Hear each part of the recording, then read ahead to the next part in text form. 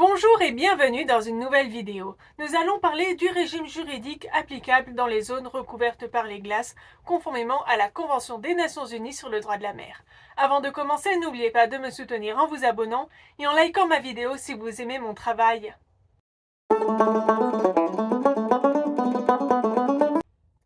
La navigation polaire est sans aucun doute la navigation la plus périlleuse qu'il existe, ce qui induit des risques accrus en termes de sécurité de la vie humaine, mais aussi de pollution. L'arrivée des secours est compliquée par les conditions météorologiques extrêmes et du manque d'infrastructures de soutien, mais également la lutte anti-pollution, sans compter que les hydrocarbures se détériorent plus lentement dans les eaux polaires et affectent d'autant plus la faune et la flore vulnérables de ces régions.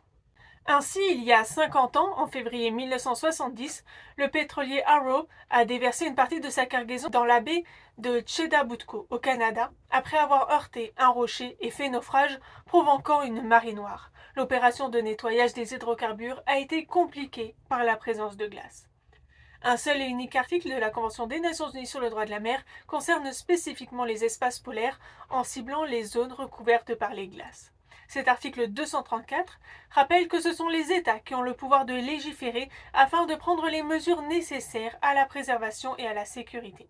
Autrement, c'est le régime général prévu par la Convention qui s'applique. Ainsi, l'article 211, paragraphe 3, prévoit que les États côtiers peuvent, dans l'exercice de leur souveraineté sur leur mer territoriale, adopter des lois et des règlements pour prévenir, réduire et maîtriser la pollution du milieu marin par les navires étrangers, y compris les navires exerçant le droit de passage inoffensif, mais sans entraver ce dernier. L'article 21 de la Convention précise que l'État côtier a le droit d'imposer aux navires étrangers utilisant leur droit de passage inoffensif dans sa mer territoriale des règles concernant la prévention, la réduction et le contrôle de la pollution. Si cette compétence concernant la pollution existe, elle reste cependant limitée car les États côtiers ne peuvent imposer des normes de construction aux navires utilisant leur droit de passage inoffensif.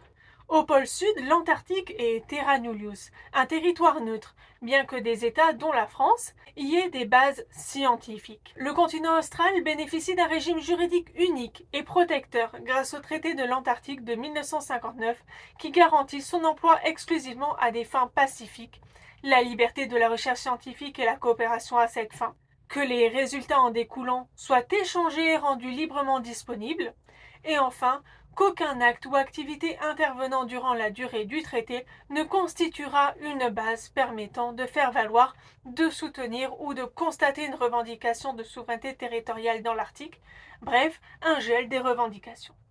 Au pôle Nord, les États côtiers de l'Arctique sont la Russie, le Canada, les États-Unis, le Danemark et la Norvège. On peut également ajouter la Suède, la Finlande et l'Islande.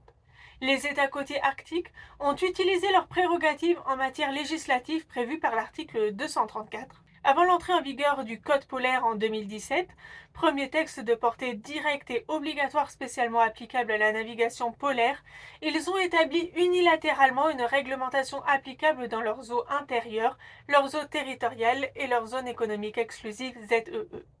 Ces textes établis unilatéralement et nullement harmonisés prévoient des standards différents. Enfin, les États côtiers ne peuvent pas prendre dans leur ZEE des mesures législatives qui ne soient pas conformes aux règles et normes internationales généralement acceptées, établies par l'intermédiaire de l'organisation internationale compétente ou d'une conférence diplomatique générale, conformément à l'article 211 paragraphe 5 de la Convention.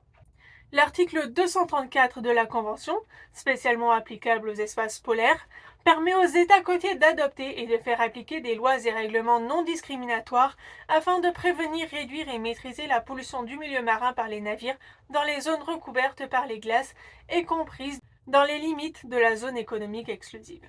Cet article justifie cette compétence exorbitante par les particularités environnementales du milieu, où les conditions climatiques particulièrement rigoureuses et le fait que ces zones soient recouvertes par les glaces pendant la majeure partie de l'année font obstacle à la navigation ou la rendent exceptionnellement dangereuse, et que la pollution du milieu marin risque de porter gravement atteinte à l'équilibre écologique ou de le perturber de façon irréversible.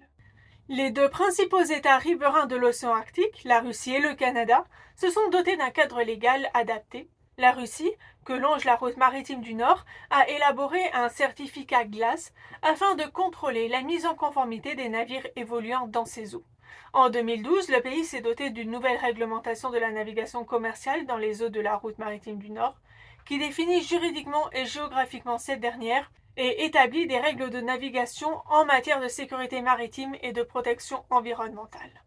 Quant au Canada, par lequel passe la route du Nord-Ouest, il s'est doté dès les années 70 d'un cadre juridique visant à encadrer la navigation dans les eaux polaires à proximité de son territoire, bien que cela se fasse en violation du droit international. Il a d'abord tenté, en vain, de faire reconnaître le droit de l'État côtier d'exercer des prérogatives en matière préventive lors de la conférence de Bruxelles en 1969.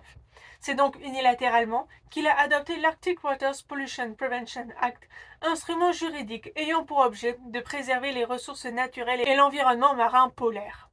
Les normes environnementales canadiennes sont strictes et les navires qui sont exploités dans les eaux de la ZEE doivent émettre un rapport aux autorités canadiennes. Enfin, en ce qui concerne les autres États circumpolaires, les États-Unis ne sont pas partis à la Convention des Nations Unies sur les droits de la mer et ne bénéficient donc pas de l'article 234 de cette dernière. Cela ne les a pas empêchés d'adopter certains instruments juridiques afin d'encadrer la navigation et de prévenir les risques environnementaux, avec notamment l'Alaska Oil and Hazardous Substances Pollution Control Act et the Alaska Environmental Conservation Act.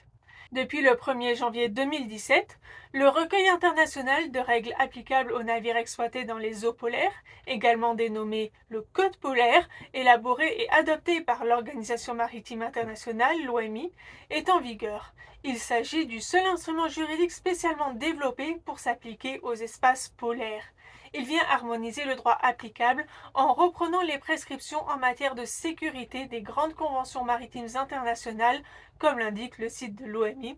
Les prescriptions du recueil, conçues spécialement pour les milieux polaires, s'ajoutent et dépassent le cadre des prescriptions prévues par les conventions existantes de l'OMI, à l'instar de MARPOL et de la convention SOLAS, lesquelles sont applicables à l'échelle mondiale et continueront de régir la navigation maritime dans les régions polaires. Force est de constater que l'encadrement juridique relatif aux espaces polaires n'est actuellement pas suffisant pour affronter les enjeux actuels et futurs liés au développement des activités polaires comme la navigation de navires de plus en plus gros en raison des nouvelles possibilités que semble permettre la fonte de la banquise en raison de l'accélération du réchauffement climatique.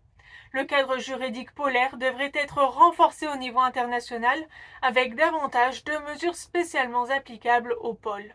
J'espère que cette vidéo vous aura été instructive et que vous apprécierez également les prochains épisodes.